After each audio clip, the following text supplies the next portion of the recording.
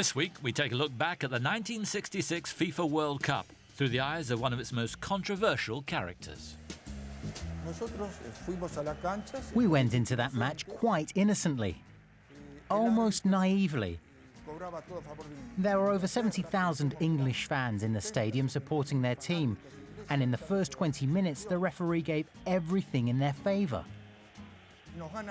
England beat us 1-0. They sent me off after about 25 minutes, and we had to play nearly 70 minutes with only 10 men.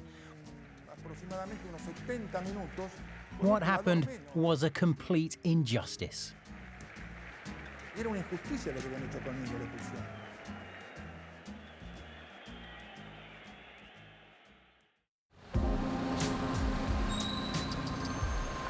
Antonio Rattin, captain of Argentina in 1966, was the man at the centre of the huge storm that blew up when England met Argentina in the quarter-finals.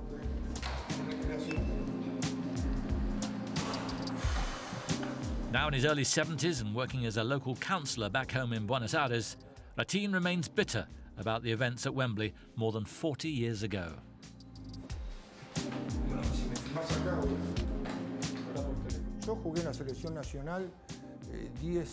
I played for the national side for 10 years and played for Boca Juniors for more than 15 years.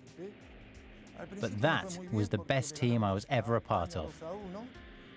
We started the tournament well. We beat Spain 2-1.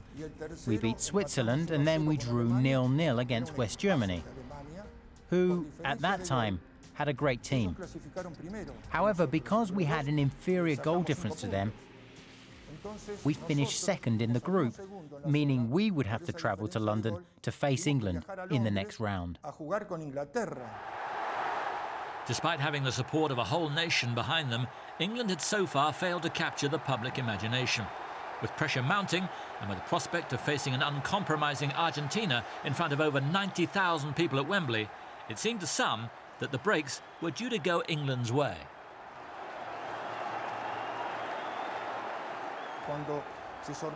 When the referees were chosen for the next round, the Argentine and Uruguayan referees, because they spoke the same language, travelled together to where the draw would be held. They'd been told to get there for 7 p.m. Yet when they arrived there, they were told the draw had already been made. They told them, "We've been waiting for you, but because you didn't turn up, we made the draw without you."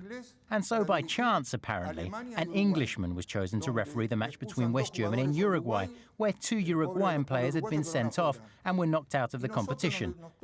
And by a strange coincidence, a German was chosen to referee our match against England. The German referee was Rudolf Kreitlein. Half an hour into the match, it seemed that Argentina's worst fears were being realised. Following a foul by Roberto Perfumo on England striker Roger Hunt, Rattin began arguing with the man in black, despite neither player nor referee speaking each other's language. Just a few moments later, Rattin's protests landed him in hot water. To the surprise of everyone at Wembley, Kreitlein had had enough and ordered the Argentine captain from the field of play. The referee was totally biased. He gave everything to England. Because I was captain of our team, I showed the gentleman, if you can call him a gentleman, my captain's armband, and asked for an interpreter, hoping to find some sort of explanation for the decisions he was making. I didn't commit a bad foul. I didn't insult the referee or any opponent for that matter. I merely asked for an interpreter so he could explain what was going on. Sadly, he used that as an excuse to send me off. I think he wanted to send me off all along, and that's exactly what he did. What followed became one of the most infamous episodes in the history of the FIFA World Cup. Having been sent off, Rattin then refused to leave the field of play, delaying the restart of the match for some 8 minutes.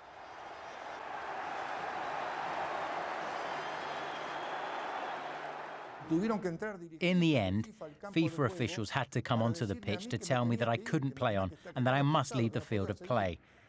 So I then started walking towards the dressing rooms, and because I was angry, when I got to the corner flag, I grabbed the little English flag in my hand, I twisted it, and I insulted the crowd. In return, they insulted me and threw cans of beer at me. And they weren't empty either. That's when I knew I had to get out of there. The 10 men couldn't hold out, and the game was decided by a Jeff Hurst goal 10 minutes from time. The ill feeling prevalent throughout the match meant that when the final whistle was blown, England coach Alf Ramsey refused to allow his players to swap shirts with their opposite numbers, while the Argentines remained furious at the referee. I remember that after the match, Ramsey, who today is sadly no longer with us, said we were animals just because we were a physical team. But we had a great side with a lot of personality. They beat us 1-0, no more, and we had to play with one man less for at least 60 minutes. And don't forget, you couldn't make any substitutions. The substitutes bench didn't exist back then. And we were very tired because we'd been playing with more or less the same 11 throughout the tournament. Even so, with one man less, we still matched them, and we were very unfortunate to lose.